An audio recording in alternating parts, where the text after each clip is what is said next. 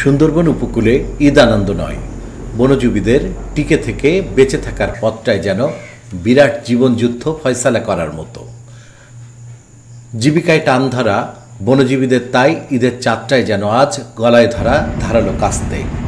জানুয়ারি ফেব্রুয়ারি কানা বানা ফাঁস বন্ধ, গেল ফাঁস বন্ধ করে 2 মাস, তারপরও কী করবো, ওই বাড়ির দিকে কাজ কাম করে খাবো, তা সে খাইতে পারছি না। সে আমাদের এলাকাতে সব অধিকাংশ ঘেরে বেড়ি, আবার যাই কদিন কষ্টের দিন গেল, তারপরে আবার যাইয়ে সেই আবার 3 মাস ফাঁস বন্ধ। কের পাস 3 মাস হলো ওই সুন্দরবনকে একটু রেস্ট দেওয়ার দরকার, তাই বন্ধ করে দিয়েছে। মাছ কানা নাকি প্রজনন বৃদ্ধি হবে, তারপরে দেওয়া বন্ধ করে, তারপরে আবার পরে আশ পূর্ণিমা জন্য আবার 15 দিন বন্ধ। তো এইরকম থাকলে তা আমরা কোনা যাব?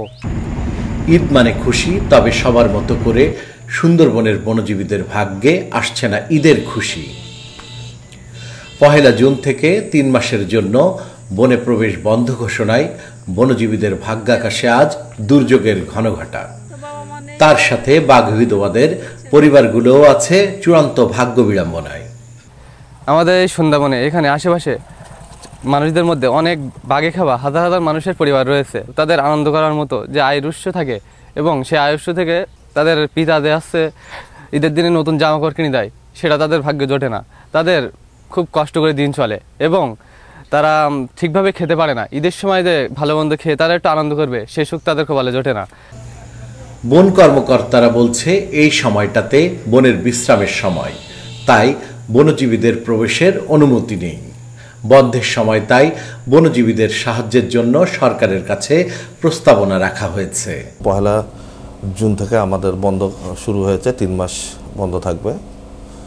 আগস্টের 30 তারিখ পর্যন্ত বন্ধ থাকবে। এই বন্ধের কার্যক্রমের মাধ্যমে আমাদের জীববৈচিত্র্য সংরক্ষণে একটা ব্যাপক গুরুত্বপূর্ণ ভূমিকা রাখবে।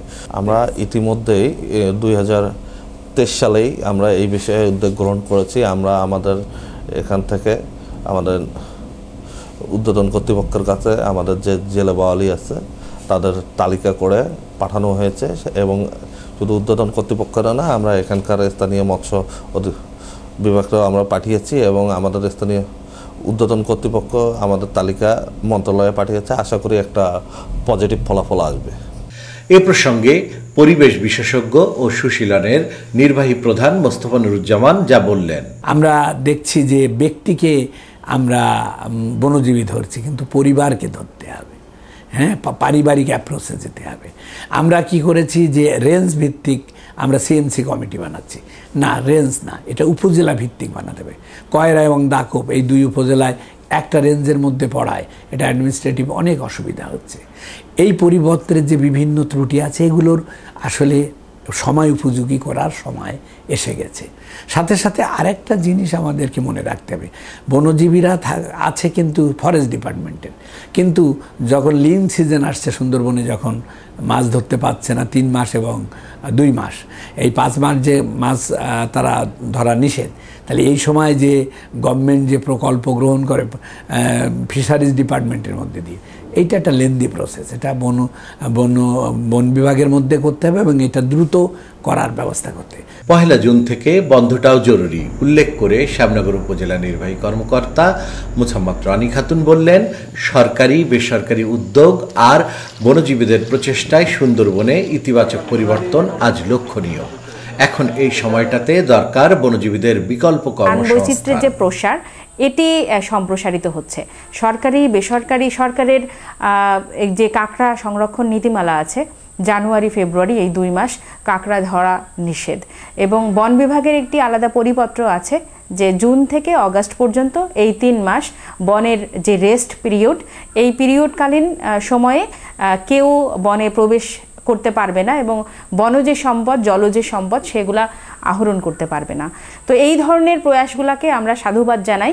আমরা সরকারি ভাবে যারা প্রণোদনার আওতায় আসার দরকার, যারা বনজীবী কাঁকড়াজীবী, তাদেরকে কোনো ধরনের সহায়তা করা যায় কিনা, কিংবা বন বিভাগের উপরে, বনের উপরে, মানে জলজ সম্পদের উপরে তাদের নির্ভরতা কমিয়ে আনার বিষয়ে আমরা কাজ করছি। সরকারের ঊর্ধ্বতন কর্তৃপক্ষের মাধ্যমে আমরা এইটি বাস্তবায়ন হবে বলে আশা করছি। মাছ ধরা জেলে মধু সংগ্রহ করা মোয়ালরা একবিংশ শতাব্দীতেও মহাজনের দাদনের জিম্মি দশার সুস্পষ্ট শিকার। বনজীবীদের এক একটি দিন এক একটি জীবনযুদ্ধ। সরকারের নিবন্ধিত তালিকায় সুন্দরবনের এই অঞ্চলে শুধু জেলের সংখ্যা 23,928 জন, অথচ মৎস্য অধিদপ্তরের সামান্য চালের সাহায্য পাচ্ছেন মাত্র 1/3 আর সুন্দরবনের বনজীবীর সংখ্যা এর থেকে 10 গুণ। সুন্দরবন বন্ধ থাকায় যাদের এই ঈদের আনন্দ স্পর্শ করছে না। শরীফুল্লাহ কায়সার সুমন, দেশ টিভি, সাতক্ষীরা।